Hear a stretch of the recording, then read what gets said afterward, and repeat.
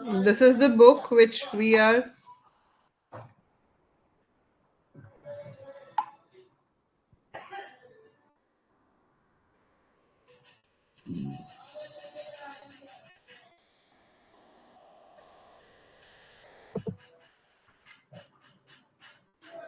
ये बुक आपकी जो है ये मैंने ऑलरेडी आपको आपके कंटेंट सेक्शन में जो कंप्यूटर आर्किटेक्चर वाला फोल्डर है उसमें अपलोडेड है. इफ यू वांट मैं आपको इसको भेज सकती हूँ in your WhatsApp also, but better रहेगा अगर आप वहां से डाउनलोड कर लो. मॉरिस मेनो है, आपको लाइब्रेरी से इशू भी हो जाती हैं बुक्स, तो अगर आपको लाइब्रेरी से इशू होगी जब, तो आप मॉरिस मेनो इशू करा सकते हो. ठीक है, मैं आपके सिलेबस के अकॉर्डिंगली आपको चैप्टर्स बता देती हूँ एक बार कि आपको इसमें से कौन कौन से चैप्टर्स करने हैं. तो सारे चैप्टर्स नहीं करने हैं हमें, ठीक है. जो चैप्टर्स करने हैं वो मैं आपको यहाँ पर मेंशन कर देती हूँ.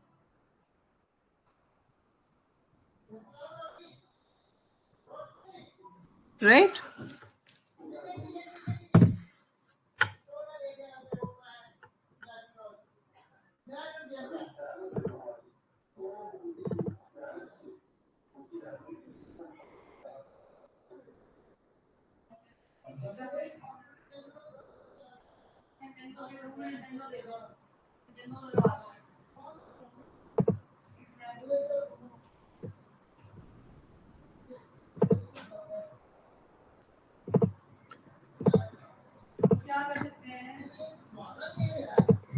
देखो ये आपका सिलेबस है, ठीक है, जिसके अंदर आपके पास पहला जो यूनिट है उसके अंदर है आपके पास बूलियन अलजेब्रा एंड लॉजिक, ठीक है, arithmetic circuits and combinational circuits.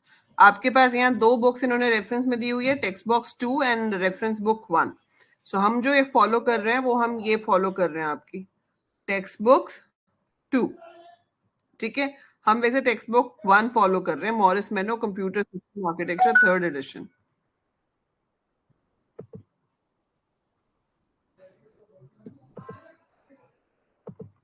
Yes Bhavna,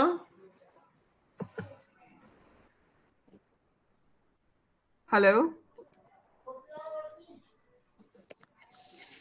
yes Bhavana, बेटा you want to say something?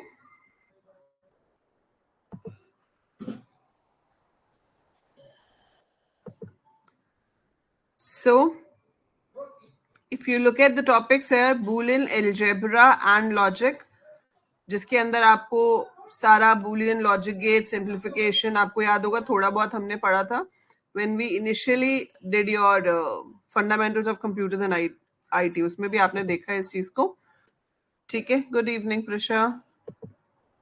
So as per that आपको चैप्टर 1 करना है मॉरिस मेनो में से, ठीक है. So we will be doing chapter 1 जिसमें logic gates, Boolean algebra, map simplification, half adder, full adder, then you will be doing various type of flip flops, ठीक है. सो ये सब आपको यहाँ से पढ़ना होगा. फिर आप चैप्टर 2 में से पढ़ोगे decoders, multiplexer, registers, shift registers, binary counters, memory unit क्या होती है. फिर आपको जो चैप्टर 3 है वो एज सच आपके सिलेबस में मेंशन नहीं है, पर आप रिवाइज कर सकते हो because it will be required in further operations, जो कि आपको याद होगा हमने एंट्रेंस के टाइम में भी पढ़ा था और आपने फंडामेंटल्स में भी पढ़ा है, which is your number system conversion, complements and किस तरह से आप उस पर अरिथमेटिक ऑपरेशंस परफॉर्म करते हो. फिर आपके पास आ जाएगा चैप्टर 4. तो अभी ये जो सिलेबस में से हमने कितने यूनिट्स कर लिए? 2. सो पहले जो 3 चैप्टर्स हैं आपके उसमें से ही आपका यूनिट 1 एंड यूनिट 2 काफी हद तक कंप्लीट हो जाता है, ठीक है. So first 3 chapters are going to cover your unit 1 as well as unit 2. फिर आपके पास आता है unit 3, data transfer operations and basic computer organisation and design, जिसमें instruction code, computer register, general register organisation. इसमें बेसिकली आपका chapter number 4, 5 और 8 3 chapter सिर्फ यूनिट 3 के लिए, जबकि ऊपर वाले जो 3 चैप्टर्स थे उसमें आपके 2 यूनिट्स कवर हो रहे हैं, ठीक है. सो वो सोच सकते हो आप कितने इंपॉर्टेंट चैप्टर्स हैं. सो ये आपका यूनिट 3 का पार्ट है, रजिस्टर ट्रांसफर लैंग्वेज, ठीक है. ये सब arithmetic, micro operations, everything. 5th chapter है आपके पास, इसमें हम इंस्ट्रक्शन कोड सीखेंगे, इंस्ट्रक्शंस कितनी तरह की होती हैं, इंस्ट्रक्शन साइकिल क्या होता है वो करोगे। 6th चैप्टर आपको नहीं करना है, ठीक है। 7th चैप्टर इस बुक का आपको नहीं करना है। Then we will come to chapter number 8, जिसमें से हम पढ़ेंगे general register organisation, stack organisation, instruction format, addressing modes and data transfer and manipulation. Then you will have your chapter number 9, ये आपका यूनिट 4 का पार्ट होगा। इसके अंदर पाइपलाइनिंग है ही नहीं, आपको चैप्टर 9 नहीं करना है। सो इनपुट आउटपुट ऑर्गेनाइजेशन है और मेमोरी ऑर्गेनाइजेशन है, which is your chapter 11 and 12। तो चैप्टर 9 एंड 10 अगेन नहीं है। सो पहले होता था 9 हमारे सिलेबस में, अब it's not there, it's deducted. So इसमें हम पढ़ते थे पाइपलाइन, मतलब मल्टीपल ऑपरेशंस एक साथ कैसे काम कर सकते हैं, बट अब आपका सिलेबस थोड़ा मॉडिफाई हो गया। सो ये 9th और 10th चैप्टर आपके सिलेबस में नहीं है। 11th चैप्टर हम पढ़ेंगे input output organisation, and then you will have your chapter number 12 memory organisation. 13 chapter आपके सिलेबस में नहीं है, ठीक है। सो 13 में से 5 चैप्टर्स आपके सिलेबस में नहीं है। Total we have to do only 8 chapters. So chapter 1 2 3 4 5 8 9 10 नहीं है, 11 12। सो ये बुक की पीडीएफ आपके पास है, these chapters we have to do, and इसमें भी जो टॉपिक नहीं पढ़ना होगा वो मैं आपको बता दूंगी। बाकी जैसे जैसे PYQs करोगे you will get a better vision कि किस तरह से हमें पढ़ना है और कैसे आपका काम होने वाला है इसमें। तो ये है तो थ्योरेटिकल सब्जेक्ट, लेकिन इसमें बहुत सारे प्रैक्टिकल कंसेप्ट्स हैं। जब तक उनको समझोगे नहीं तो ना तो आप इसकी थ्योरी लिख पाओगे, ना ही आप इसके डायग्राम्स बना पाओगे। तो इसके डायग्राम्स बनाने हैं, थ्योरी समझनी है, उसके लिए इनका कंसेप्ट समझ में आना बहुत ही ज्यादा जरूरी होता है, तभी आप इसके कंसेप्ट को समझ पाओगे। तो सबसे पहला कंसेप्ट जो हमारे पास आता है कि हम किस में काम कर रहे हैं, हम काम कर रहे हैं डिजिटल कंप्यूटर्स में। तो जब कंप्यूटर्स बनने शुरू हुए थे उस टाइम पे आपके पास एक तो एनालॉग कंप्यूटर्स थे और एक डिजिटल कंप्यूटर्स थे, ठीक है। So we had analog computers, जो कि आपके एनालॉग क्लॉक हो गई, ठीक है, वेट लिफ्टिंग जो वेइंग मशीन्स होती हैं वो हो गई, वो एनालॉग के अंदर आ जाता है। Digital computers is the one which we use, है ना, हम जो यूज करते हैं वो हमारे डिजिटल कंप्यूटर्स होते हैं। तो हम डिजिटल कंप्यूटर्स का इस्तेमाल करते हैं, लेकिन एक डिजिटल कंप्यूटर में जो ऑर्गेनाइजेशन है उसकी वो एग्जैक्टली कैसे होती है, वो कुछ ऐसे होती है। So this is block diagram of a digital computer, this is also called as von Neumann architecture. So इसको हम क्या कह सकते हैं, von Neumann architecture. So von Neumann architecture हो या आप basic structure of digital computer बोलो, तो it's one and the same thing. होता क्या है इसमें कि सबसे मेन यूनिट जो है वो है आपकी सीपीयू। सीपीयू की फुल फॉर्म है सेंट्रल प्रोसेसिंग यूनिट, है ना। So CPU stands for central processing unit, ये आपकी सारी प्रोसेसिंग के लिए रिस्पॉन्सिबल है। Then is your random access memory, ये हमारी मेन मेमोरी है, जो भी प्रोसेसर को एग्जीक्यूट करना है, whatever is required by your CPU to perform a task that must be there in RAM, तो वो RAM में होना चाहिए, so that must be there in RAM. So random access memory जो है हमारी, it is going to store every instruction, every data what is required by the current processing of the processor. ठीक है, CPU ही manage करता है आपके input output unit को। सो एक अलग प्रोसेसर भी होता है सिस्टम्स में, जिसे आईओपी इनपुट आउटपुट प्रोसेसर कहते हैं, which communicates with your input and output devices. CPU के भी फर्दर पार्ट्स होते हैं, जैसे एएलयू है, सीयू है। तो ALU stands for arithmetic logic unit. Arithmetic logic unit is responsible for performing all kind of calculations, making comparisons. और CU जो है control unit, that is responsible for sending data from one place to another place, ठीक है।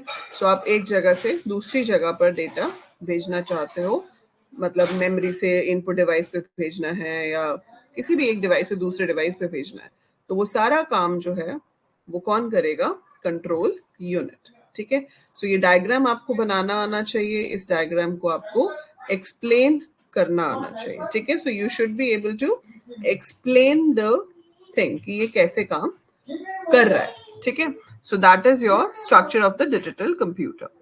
अब हमारे पास यहाँ पे ये 3 टर्म्स हैं जिनका आपको पता होना चाहिए, ठीक है। ये क्या टर्म्स हैं, computer organisation, computer design and computer architecture, ठीक है, अब हम समझेंगे कि इन सब का मतलब क्या है।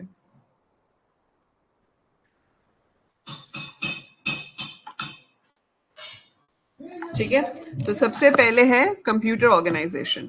It is concern with the way the hardware components operate and the way they are connected together to form a computer system. The various components are assumed to be in place, and the task is to investigate the organizational structure to verify that the computer parts operate as intended.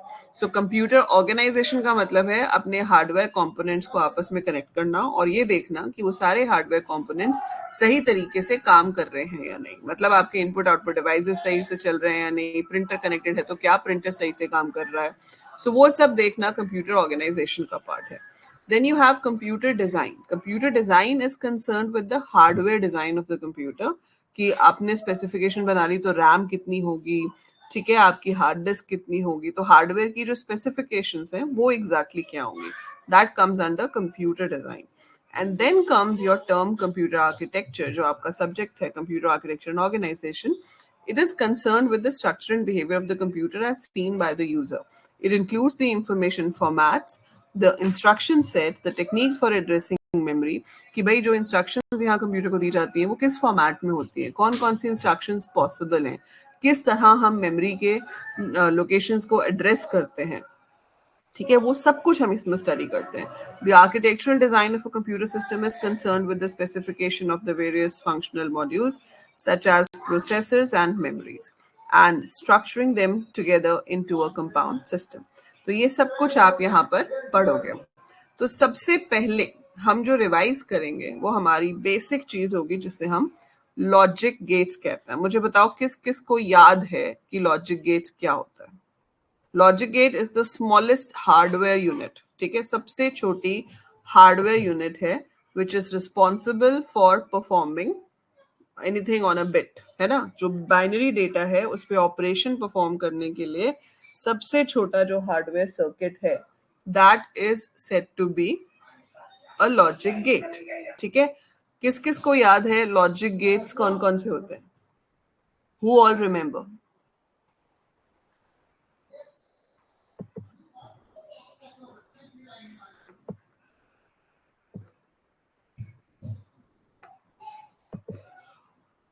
Very good चेतन.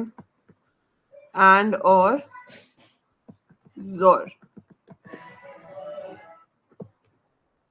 और कोई gate होता है?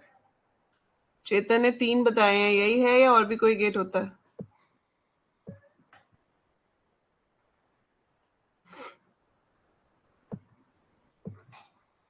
हाँ जी, any one of you?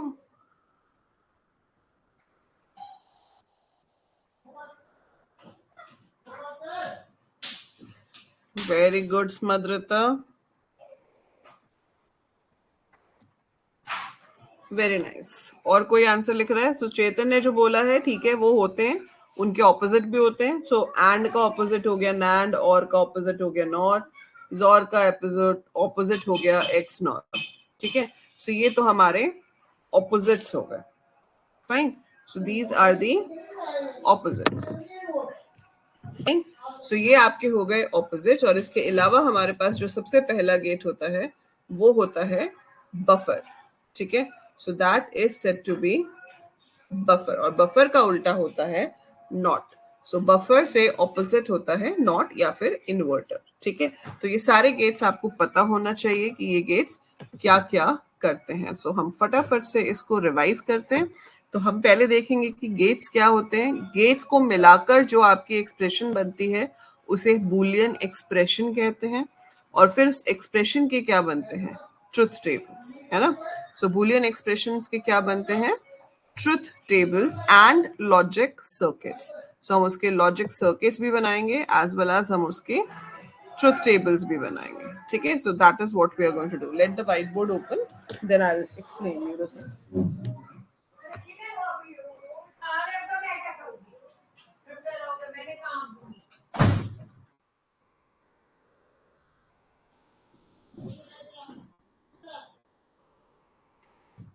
सो आपके पास जो buffer gate होता है, इट इज रिस्पॉन्सिबल कि जो इनपुट आ रहा है उस सेम चीज को एज आउटपुट में पास कर दो। मतलब अगर 0 इनपुट है तो 0 आउटपुट हो जाएगा, 1 इनपुट है तो 1 आउटपुट हो जाएगा।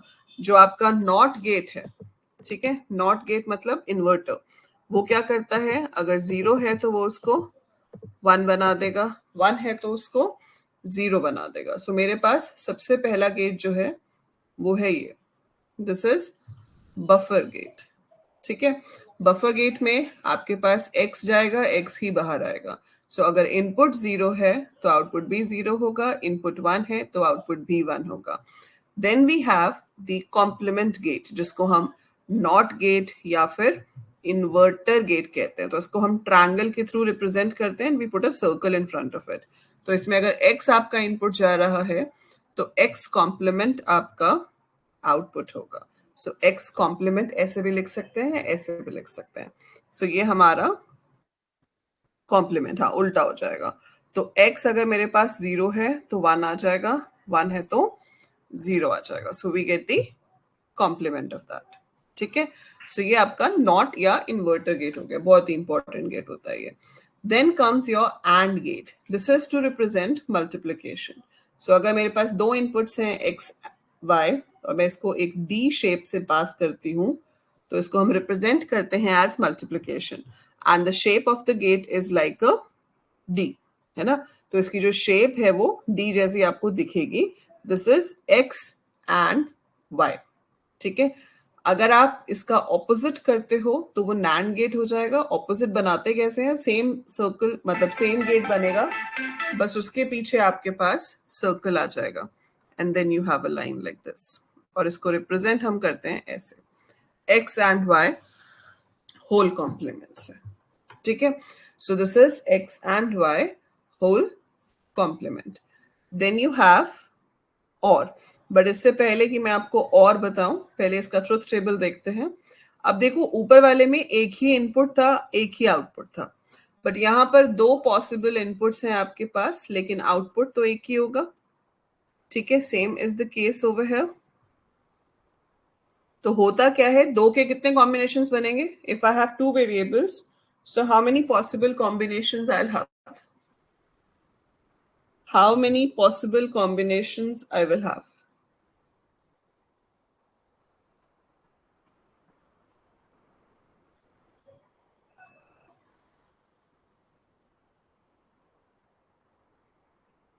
दो इनपुट है मेरे पास, तो कितने कॉम्बिनेशंस बनेंगे दो इनपुट के?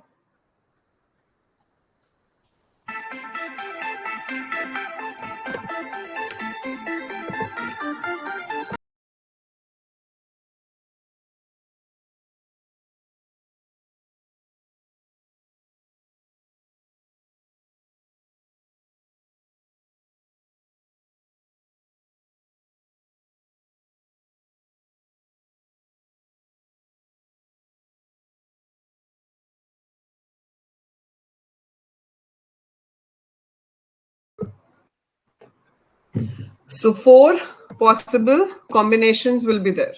ठीक है, 0 0 0 1 1 0 and 1 1। हम एंड कर रहे हैं तो x and y आपने किया, x and y will give you 0 because 0 and 0 is 0, 0 and 1 is 0, 1 and 0 is 0, 1 and 1 is 1। ठीक है, और NAND क्या है, उसका उल्टा, it's opposite of that. Opposite of that मतलब 0 0 का क्या हो जाएगा, 1, यहां भी 1, यहां भी 1, यहां भी 0। ठीक है, तो जहां पे 0 था वहां 1 हो जाएगा, जहां 1 था वहां 0 हो जाएगा। So that's how I will get the output. So ये आपका ट्रुथ टेबल है और उसके अकॉर्डिंगली ये आपका आउटपुट है। हाँ, तो जहां पे अकेला 1 था वहां पे अब अकेला 0 हो जाएगा, and it represents multiplication x and y, और ये उसका उल्टा हो गया NAND। ठीक है, सो ये हो गया आपके पास buffer, not and NAND। Shall I remove this? यहां तक क्लियर है सबको? इसके बाद हमारे पास आता है और इज लॉजिकल एडिशन। इसको हम प्लस के थ्रू रिप्रेजेंट करते हैं। बनाते कैसे हैं, इधर आंख होगा, इधर आंख होगा। ठीक है, and we represent it with x plus y. और जो नॉर है उस केस में यहां पर सर्कल आ जाता है. So this is x plus y का whole complement. So we have x plus y and we have x plus y का whole complement. ठीक है. ट्रुथ टेबल इसका बनेगा तो आपके पास ऑप्शंस तो वही हैं 0 0 0 1 1 0 1 1. ऐसे ही एक जोर और एक्स नॉर होगा, वो मैं बताती हूँ अभी. पहले हम और का आउटपुट देखते हैं. और का क्या होगा रिजल्ट? 0 0 पे 0, 0 1 पे 1, 1 0 पे 1, 1 1 पे 1. क्योंकि और कहता है कि कोई भी एक 1 हो तो रिजल्ट 1 होना चाहिए. सो दोनों में से कोई भी एक रिजल्ट 1 हो तो ओवरऑल रिजल्ट जो है हमारा वो 1 होना चाहिए. ठीक है, we getting that. Fine, this is the circuit. Nor इसका उल्टा हो गया. दोनों 0 होंगे तो 1 होगा. अगर दोनों में से कोई भी एक 1 है तो रिजल्ट 0 हो जाएगा. अब और को जब हम बोलते हैं तो बोलने में हम ये कहते हैं कि दोनों में से कोई भी एक 1 हो तो रिजल्ट 1 होना चाहिए. पर हम दोनों के 1 होने पर भी रिजल्ट 1 लेते हैं, है ना. हम दोनों के 1 होने पर भी रिजल्ट को 1 लेते हैं. सो मैं क्या चाहती हूँ कि दोनों के 1 होने पर रिजल्ट 1 ना आए, 0 आए. सो दोनों के 1 होने पर रिजल्ट 1 ना आए, 0 आए. और वो कैसे पॉसिबल है? वो जोर से पॉसिबल है.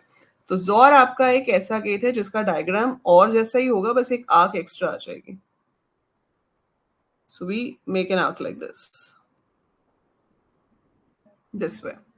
सो इसमें जो सर्कल में हम प्लस को शो करते हैं, so we show plus but in a circle. और एक्स नॉर उसका उल्टा हो जाएगा कि आपके पास ऐसे है और इसके आगे सर्कल आ गया. सो एक्स वाई का complement, right. So that's how you give it. So this is OR, this is X NOR.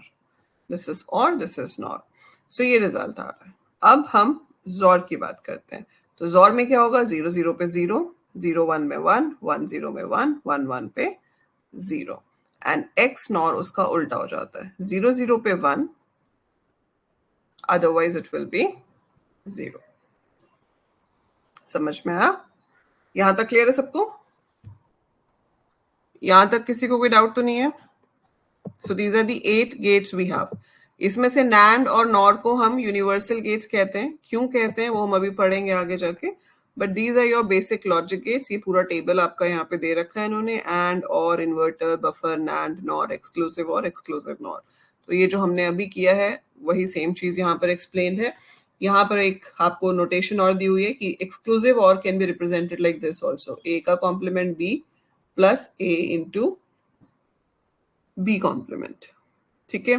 सो ये नोटेशंस भी आप याद रख सकते हो. तो ये आपके लॉजिक गेट्स हो गए. अब लॉजिक गेट्स के बाद बारी आती है आपकी बूलियन अलजेब्रा की, जिसमें हम ये बूलियन एक्सप्रेशंस लेंगे. इन एक्सप्रेशंस को हम रिप्रेजेंट करेंगे with 2 options, truth table and logic diagram. ठीक है. So truth table and logic diagram कुछ ऐसे दिखते हैं. So if you look at this expression, f is equal to x plus Y complement z. हम खुद से करते हैं. ठीक है. x plus Y complement z बहुत ही सिंपल एक्सप्रेशन है ये, तो अभी आपकी धीरे धीरे बढ़ती जाएंगी. So x plus Y complement z. पहले मुझे ये बताओ इसमें कितने इनपुट्स हैं?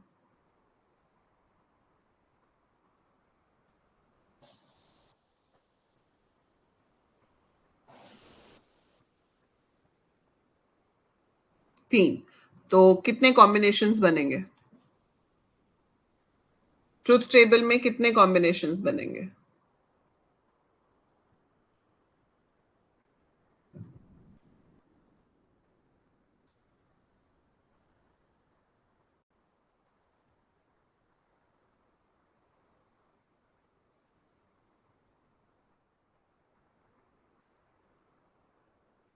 विशिष्ट 8 कहां से हो गए बेटा? 2 की पावर्स में होती है ना हर चीज हमेशा. It is in the power of 2. तो 3 इनपुट्स हैं. 2 रेज़ टू द पावर 3 में कितने इनपुट्स बनेंगे?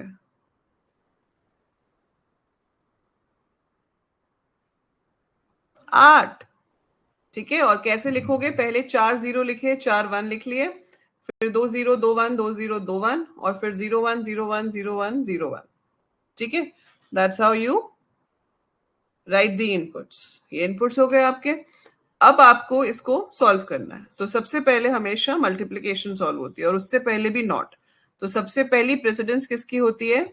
नॉट की. तो पहले नॉट सॉल्व होता है, फिर एंड सॉल्व होता है, फिर और सॉल्व होता है. So this is the hierarchy और द प्रेसिडेंस. तो आपको y का क्या चाहिए? कॉम्प्लीमेंट. तो पहले आप y का लगाओगे कॉम्प्लीमेंट, फिर z चाहिए नॉर्मल, इनको कराना है आपने मल्टीप्लाई. अब y का कॉम्प्लीमेंट हो गया, z हो गया, मल्टीप्लाई हो गया. This should be added to x. तो मैंने x वाली लाइन भी ले ली और यहां पे लगा दिया or. So this is giving me x plus y complement z. हाँ, कॉम्प्लीमेंट मतलब नॉट. नॉट बोलो, कॉम्प्लीमेंट बोलो, इन्वर्टर बोलो, one and the same thing. ठीक है. तो इसमें से सबसे पहले आपके पास क्या आएगा? हाँ, बता रही हूँ. देखो, सबसे पहले आपका नॉट होना चाहिए, फिर एंड, फिर और. ठीक है. तो सबसे पहले ये y इस नॉट गेट से जाएगा, जो मुझे क्या देगा? y का कॉम्प्लीमेंट. x तो भी बाहर वाले गेट में जा रहा है ना, तो सबसे पहले तो ये वाला गया. तो ये एक गेट से गया, तो y की जगह पर आपके पास क्या आ गया? y complement. फिर ये z जा रहा है इधर. This is your and gate. So इस एंड गेट में क्या जाएगा? y complement z, y complement and z इस एंड गेट से आएगा. और फिर इस और से क्या होगा? x plus y complement z. समझ आया डायग्राम? समझ आया आपको ये डायग्राम?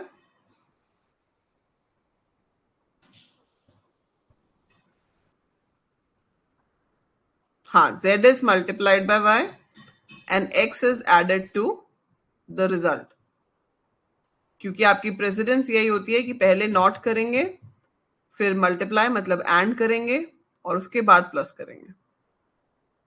यही चीज हम ट्रुथ टेबल में भी करेंगे. तो पहले हम y का कॉम्प्लीमेंट निकाल लेंगे. y का कॉम्प्लीमेंट क्या होगा? जहां 0 है उसको 1 कर दो, जहां 1 है उसको 0 कर दो. So this is your y complement. 0 की जगह पे 1 कर दिया मैंने, 1 की जगह पे 0 कर दिया. ये y कॉम्प्लीमेंट हो गया. ठीक है. So we got y complement और उसके बाद we have to multiply y complement and z करना है. So y complement and z कैसे करेंगे? ये y कॉम्प्लीमेंट है, ये z है. 1 एंड 0 कितना होता है? 0. 1 and 1 is 1. 0 and 0 is 0. 1 and 0 is 0. 0 and 1 is 0. 1 and 1 is 1. 0 and 0 is 0. 1 and 0 is 0. तो सिर्फ 1 तब आएगा जब दोनों इनपुट 1 होंगे, है ना? सो आपके पास 1 सिर्फ तभी आएगा जब दोनों इनपुट 1 होंगे. So we get it like this. Understood? ठीक है. अब final step, that is x में ऐड भी करना है इसको. So it has to be x plus y complement z. x is this. तो पहले 4 बार तो x 0 है, तो जो भी y है वही आ जाएगा. 0 plus 0 becomes 0. 0 plus 1 becomes 1. 0 plus 0 is 0. 0 plus 0 is 0. अब देखो, अगली 4 बार x 1 है, तो फर्क ही नहीं पड़ता कि y इंटू जेड क्या है, क्योंकि अगर एक भी वैल्यू 1 है तो रिजल्ट तो 1 ही आना है ना. तो आप x के साथ अगर और कर रहे हो किसी भी वैल्यू को, x 1 है, तो इट्स ऑब्वियस कि मैं कुछ भी और करूंगी तो 1 ही आएगा. 1 और 1 हो या 1 और 0 हो, result will be 1. So we get the result like this.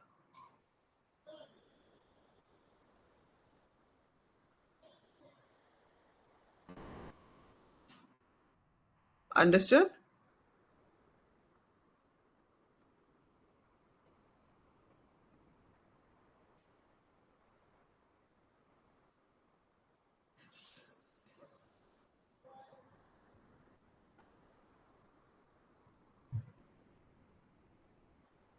ये सबको समझ आया? एवरीबडी गॉट इट कि कैसे हो रहा है ये?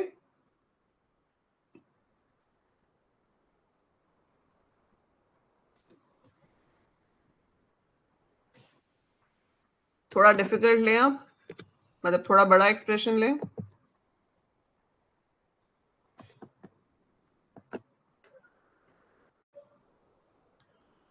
ठीक है, ये तो इन्होंने सीधी एक्सप्रेशंस देनी शुरू कर दी। ये वाला बनाते हैं, चलो। A B C plus A B C complement, वैसे तो ये सॉल्व हो जाएगा अभी। थ्योरी लास्ट के चैप्टर्स की है, स्टार्टिंग में मोस्टली न्यूमेरिकल्स ही हैं और डायग्राम्स हैं। डायग्राम्स बहुत है, बहुत डायग्राम्स बनाओगे अभी आप। ठीक है, ये जो आप टेबल देख रहे हो ये हमने पढ़ा हुआ है पहले, अगर आपको याद आ रहा हो इसको देख के। Basic identities of Boolean algebra, we have studied these before. ठीक है, ये क्या है, जैसे मैथ्स में आइडेंटिटीज होती हैं, आइडेंटिटीज मतलब जो प्रूवन चीज है, जिसको प्रूव करने की जरूरत नहीं है ना। बाकी चीजें जो लॉज होती हैं वो हमें प्रूव करनी पड़ती है।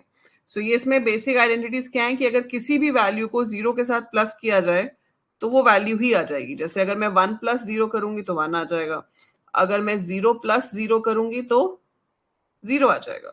तो आप अगर और करते हो जीरो के साथ तो जो खुद x है वही रिजल्ट होगा।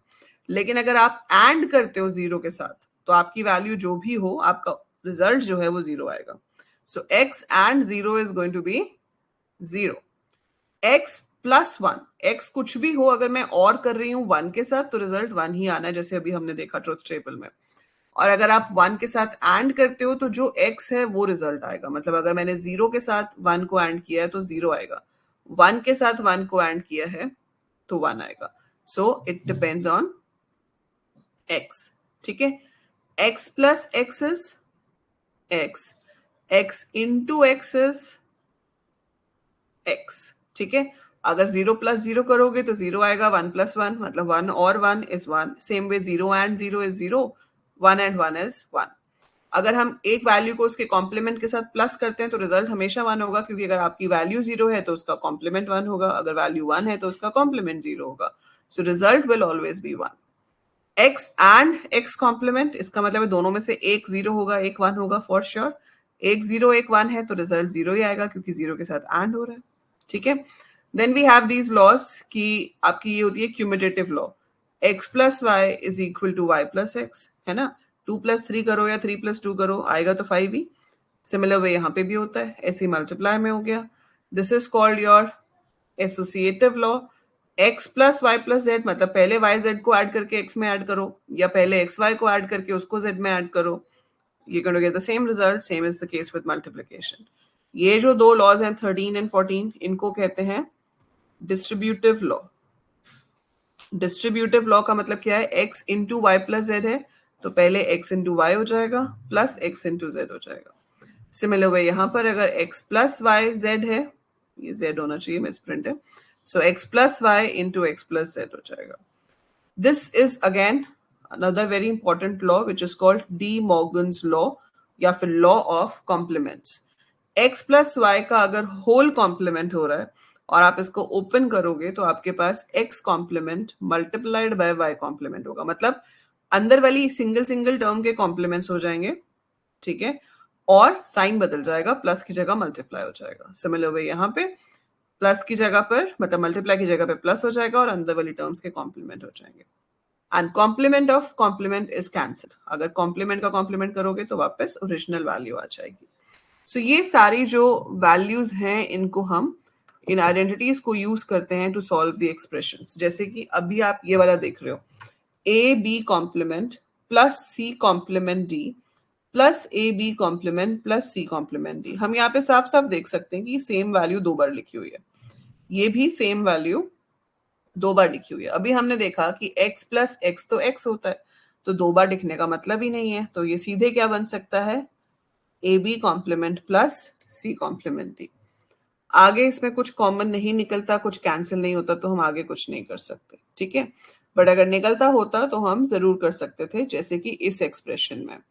अब आप ये एक्सप्रेशन देख रहे हो, can you tell me, can we have anything common from first two terms, A B C plus A B C complement, क्या इसमें से कुछ कॉमन हम ले सकते हैं?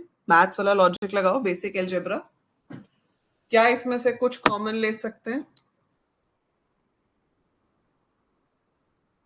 A B, very good Drishti. So we can take A B common in this.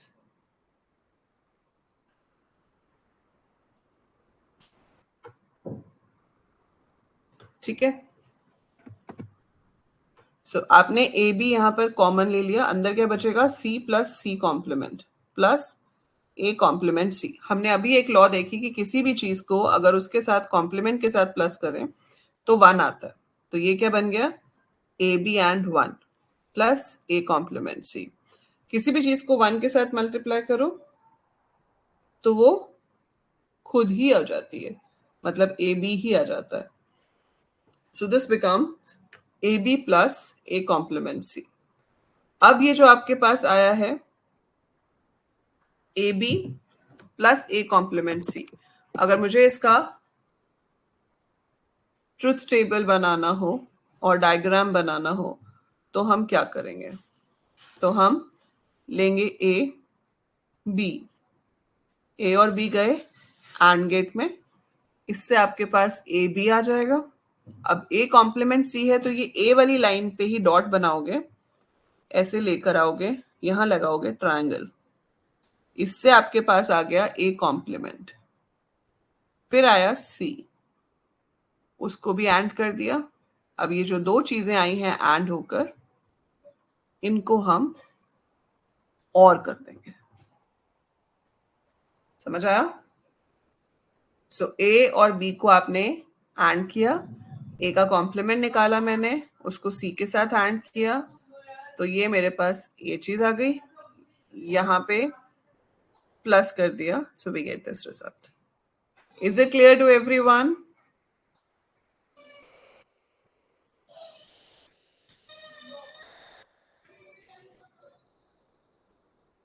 Is it clear to everyone कि ये सर्किट कैसे बना है? अब इसमें आपको ए का कॉम्प्लीमेंट चाहिए,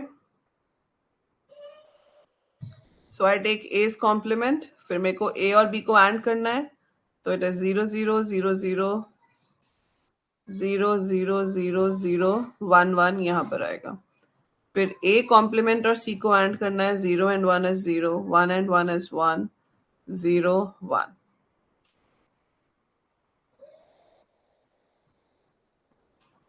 And then you have to add. So AB plus A complement C. So we add 0 0 0 1 0 0 0 1 0 0 1 1. So this is going to be your final result.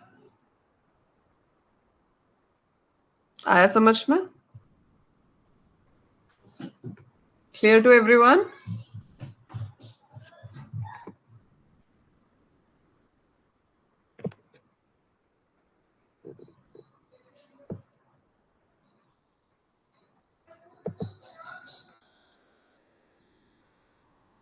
ठीक है, ये आपको करने की जरूरत नहीं है, यूनिवर्सल गेट में आपको बाद में बताऊंगी। ठीक है, ये इन्होंने बना के दिखाया हुआ है पहले फुल एक्सप्रेशन का सर्किट, कि ए बी सी ले लिया पहले एंड गेट में, फिर आपने ए बी सी कॉम्प्लीमेंट ले लिया दूसरे एंड गेट में, फिर ए कॉम्प्लीमेंट सी इधर आ रहा है, और फिर तीनों को हमने एक और में डाल दिया, और ये जो है ये आपका सिंप्लीफाइड गेट है। ठीक है, so this is the simplified circuit. Fine, then comes complement of a function. Complement of a function कैसे निकालोगे आप? अगर आपको ये वाली एक्सप्रेशन का कॉम्प्लीमेंट निकालना है पूरा, है ना, तो डी मॉर्गन्स लॉ क्या कहती है कि इन सिंगल सिंगल टर्म्स का कॉम्प्लीमेंट कर दो, और जो बीच में सिंबल है जो कि प्लस था वो चेंज होकर मल्टीप्लाई हो जाएगा। ठीक है, बट यहां पे भी कॉम्प्लीमेंट है,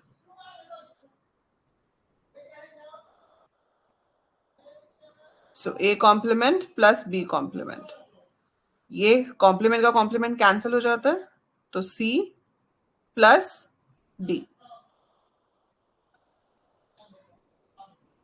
बी प्लस डी कॉम्प्लीमेंट। ठीक है, इंटरेस्टिंग है ये, धीरे धीरे करोगे तो समझ आ जाएगा और सॉल्व भी हो जाएंगे। के मैप इसमें बहुत इंपॉर्टेंट चीज है, पर वो मैं अभी नहीं बता रही हूँ, मैप सिंप्लीफिकेशन हम करेंगे, बट उससे पहले you have to be very thorough with your logic circuits and truth tables. ठीक है, के मैप्स बहुत मजा आएगा आपको करने में. It's very interesting and very useful to simplify our Boolean expressions. पर अभी पहले दिन करोगे तो कंफ्यूज हो जाओगे. ठीक है.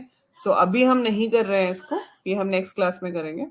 कल तो आपकी पीएचपी की क्लास होगी, तो I will keep a class on weekend ताकि हम आपका के मैप्स कर पाए. ठीक है. अभी आपको क्या करना होगा, इसकी जो बैक एक्सरसाइज है इस चैप्टर की,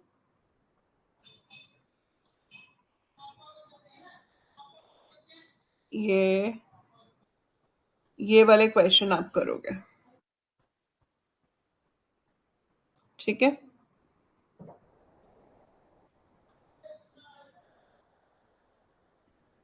Determine by means of truth table the validity of De Morgan's theorem for three variables a b c complement is equal to a complement plus b complement. तो आपको ट्रुथ टेबल में ये result निकाल के दिखाना है, ये रिजल्ट भी निकाल के दिखाना है, और फिर दिखाना है कि दोनों सेम आते हैं. So you have to show that both results are same. Then list the truth table of three variable exclusive or. So A exclusive or, B exclusive or, C. ये आपको ये भी करना है. ठीक है. Then simplify the following boolean expressions using boolean algebra. ये वाला भी, ये वाला भी.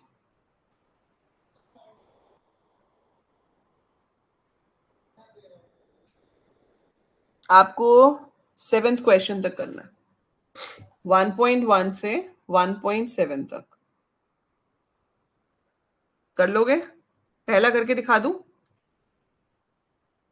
Will you be able to do it? You want me to solve any one of these questions तो बता दो. 1.1 से 1.7 तक आप सॉल्व करोगे.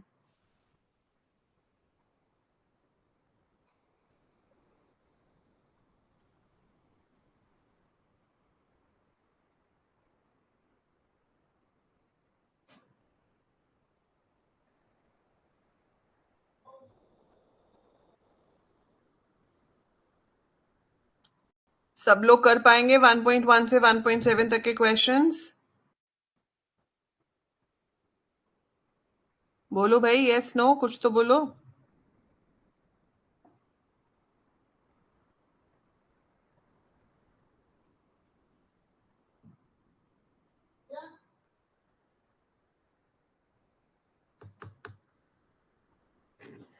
जब आप कर लोगे तो उसकी पिक्चर्स क्लिक करके व्हाट्सएप ग्रुप पे शेयर कर देना. ग्रुप पे ही शेयर करना. ठीक है. डीएम में ना गुम जाती हैं फिर.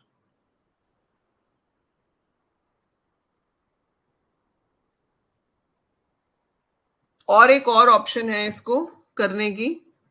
I can put it over here.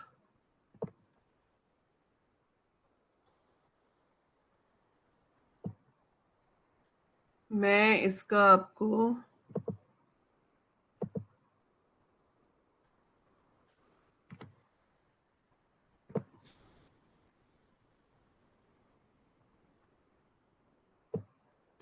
ठीक है, इसको मैं डाल देती हूँ आपके कोर्स में. ये आपका semester 3 live class computer architecture Python.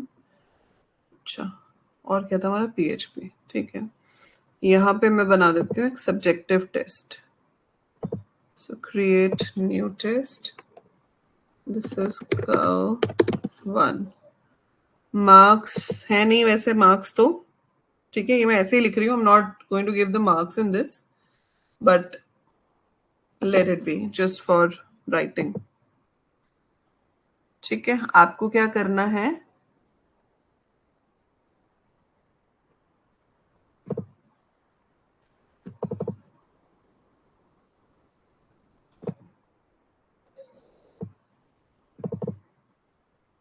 वैसे आपकी बुक की एक्सरसाइज है, आप वहां से भी देख सकते हो अगर यहाँ पे आपको ज्यादा जूम नहीं दिख रहा होगा. ठीक है. So this I have added. अब आपको क्या करना है, अपने कोर्स में सब्जेक्टिव टेस्ट पे जाना है. ये आपको टेस्ट दिख जाएगा अपने कंटेंट में. आप इस पे जाके क्लिक करोगे तो आपके पास ऑप्शन आ जाएगी इसका पीडीएफ सबमिट करने की. ठीक है. सो जब आप इसका पीडीएफ सबमिट करोगे तो वो मेरे पास आ जाएगा, मैं चेक कर सकती हूँ. ठीक है. ये आपको दिख जाएगा पेपर ऐसे. यहाँ पे योर आंसर्स है, तो यहाँ से आपको अपनी पीडीएफ को या इमेजेस को अपलोड करना होगा. अंडरस्टूड? तो यहाँ से मैं आपके आंसर्स चेक कर पाऊंगी, तो वो आपके पास ट्रैक भी रहेगा कि आपने कौन कौन से क्वेश्चन सॉल्व किए हैं। व्हाट्सएप पे भेजोगे तो फिर इधर उधर भी हो जाता है। So I will mark it over there. ठीक है, क्लियर है? सो बिफोर वी फिनिश एक चीज और करते हैं। हमारे पास कॉम्बिनेशनल सर्किट्स होते हैं, जिसमें एक सर्किट है जिसका नाम होता है हाफ एडर। ठीक है, हाफ एडर का काम होता है 2 बिट्स को ऐड करना और उसका सम और कैरी प्रोवाइड करना। ठीक है, अब सम और कैरी आपको याद होगा हमने बाइनरी अरिथमेटिक किया था, तो जब हम 2 बिट्स को ऐड करते हैं तो 0 + 0 हमें 0 देता है और कैरी भी 0 आता है। आप 0 1 को ऐड करोगे तो सम 1 आएगा, कैरी 0 आएगा। 1 1 करोगे तो सम 0 आएगा, कैरी 1 आएगा। अंडरस्टूड? अगर आप इसको देखो ध्यान से तो ये आपको किस गेट से मैचिंग लग रहा है? जो सम वाला ट्रुथ टेबल है ये आपको किस गेट से मैचिंग लग रहा है?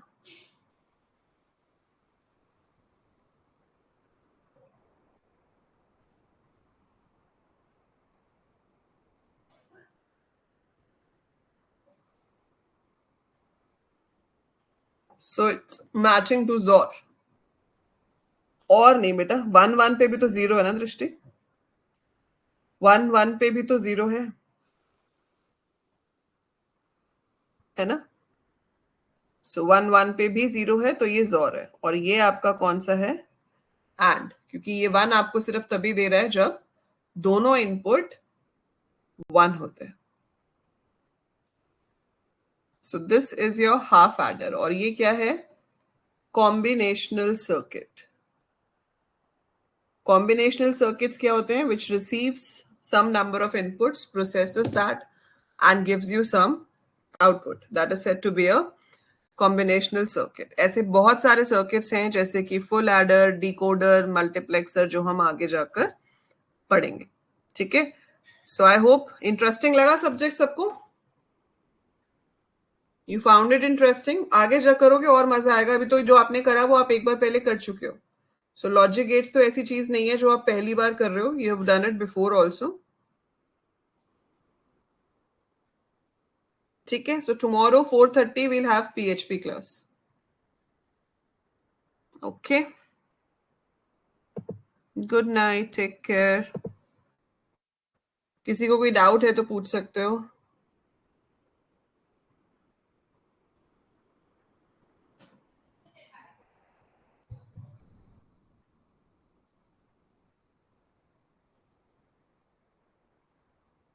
Any doubts?